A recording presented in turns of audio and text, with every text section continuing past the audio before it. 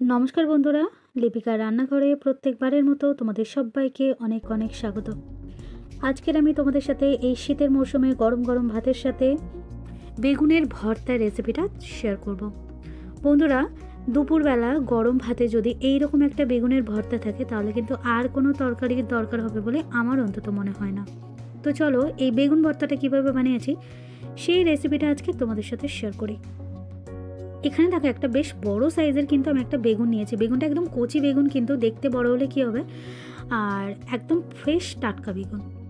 তো বেগুনটা প্রথমে ভালো করে ধুয়ে মুছে নিয়েছি। এবার আমি ছুরি দিয়ে দেখতেই পেলে যে বেগুনের লম্বা বরাবর একটু কাট লাগিয়ে দিয়েছি। তারপরে একটু সর্ষে তেল হাতে মেখে আমি বেগুনের গায়ে ভালো করে লাগিয়ে দিলাম। এতে কিন্তু বেগুন পোড়ানোর পর যে খোসাটা খুব তাড়াতাড়ি সহজে উঠে আসবে। আর এবার দেখো আমি এই যে বেগুনের যে ধারগুলো মানে সাইড থেকে যেগুলো আমি কেটে কেটে নিয়েছি সেই চিড়ে নেওয়া অংশগুলোর মধ্যে আমি কিন্তু কাঁচা লঙ্কা আর রসুন দিয়ে দিচ্ছি। এখানে আমি একটা গোটা রসুন ব্যবহার করেছি আর 5টা থেকে 6টা কাঁচা লঙ্কা ব্যবহার করেছি।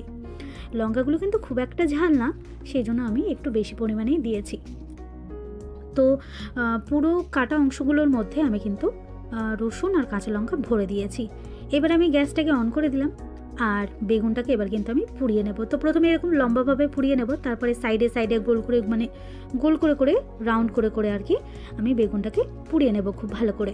আর এটা কিন্তু 5 মিনিটেই হয়ে যায়। এরকম একটু কাটা থাকলে কিন্তু বেগুনের ভেতরের অংশটাও কিন্তু তাড়াতাড়ি সেদ্ধ হয়ে যায়। তো চলো আমি বেগুনটা ধরো ভালো করে আমি পুড়িয়ে নিচ্ছি। তারপরে আমি দেখো আমি বেগুনটা প্রথমে নিচের অংশটা মানে লম্বায় পুড়িয়ে নিয়েছি। এইবার আমি দেখো সাইড থেকে গোল করে করে করে করে ঘুরিয়ে ঘুরিয়ে ঘুরিয়ে ঘুরিয়ে পুড়িয়ে নিয়েছি। মানে ওই যে বললাম 5 মিনিট মতো সময় লেগেছে কিন্তু বেগুনটা পোড়াতে।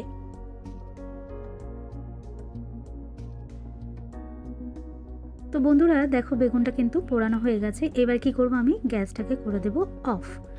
আর এই বেগুনটাকে একটা প্লেটের উপর নিয়ে নিয়েছি, একটু ঠান্ডা করে নিয়েছি, কারণ গরম গরম কিন্তু বেগুনের খোসা ছাড়াতে একটু হাতে ছাঁকা লেগে যেতে পারে, সেই জন্য একটু ঠান্ডা করে নিয়েছি, মানে হাত ছোঁয়া মতো করে নিয়েছি।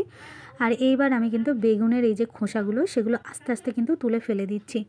আর একেবারে পরিষ্কার করে কিন্তু বেগুনটাকে ছাড়িয়ে নিতে হবে, একদম যেন এর গায়ে একটু যেন খোসা না লেগে থাকে সেরকমভাবেই কিন্তু ছাড়িয়ে নেব। তো চলো বেগুনটাকে আমি ছাড়িয়ে নিচ্ছি, তারপরে আবার আমি ফিরে আসছি।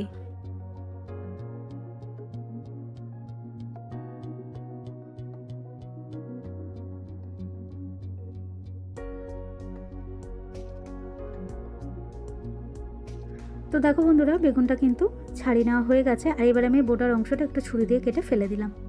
আর এবার দেখো আমি একটু হাত দিয়ে তুলে দেখাচ্ছি, দেখো কত সুন্দর কিন্তু মানে পুড়ে গেছে, বেগুনটা একেবারে সেদ্ধ হয়ে গেছে।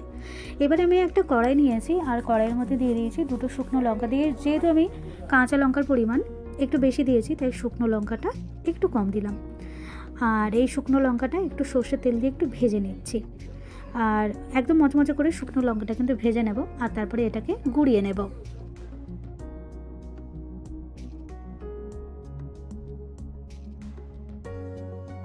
তো লঙ্কাটা তুলে নেওয়ার পর এবার আমি ওই কড়াইয়ের মধ্যে দিয়ে দিলাম 2টো পেঁয়াজ। আমি 2টো মিডিয়াম সাইজের পেঁয়াজ পাতলা পাতলা করে কেটে নিয়েছি আর পেঁয়াজটাকে জাস্ট একটু সাঁতলে নিয়েছি, মানে আমি কাঁচা ইউজ করব না বলেই দেখো হালকা একটু সাঁতলে নিয়েছি। এবার আমি এর মধ্যে দিয়ে দিলাম 2টো টমেটো কুচি কুচি করে কেটে নিয়েছি আর পেঁয়াজের সাথে দিয়ে দিয়েছি।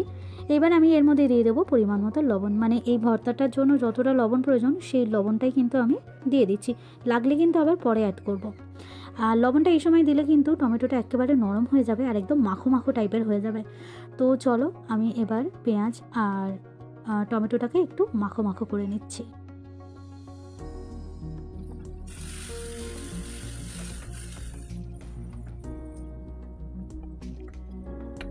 আর এবার বেগুনটাকে একটু আমি মাখিয়ে নেব।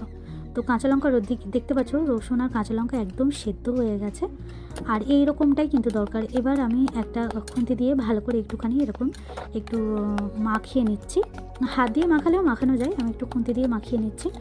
আর এইবার এই যে বেগুনের ভর্তাটা এবার এই টমেটো আর পেঁয়াজ মাখার উপর দিয়ে দিচ্ছি। আর এইবার আমি কিন্তু খুব ভালো করে কিন্তু আর আমি হ্যাঁ অবশ্যই কিন্তু এই সময় গ্যাসটা একদম অফ করে দেবে, আর কিন্তু গ্যাস জ্বালানোর প্রয়োজন নেই।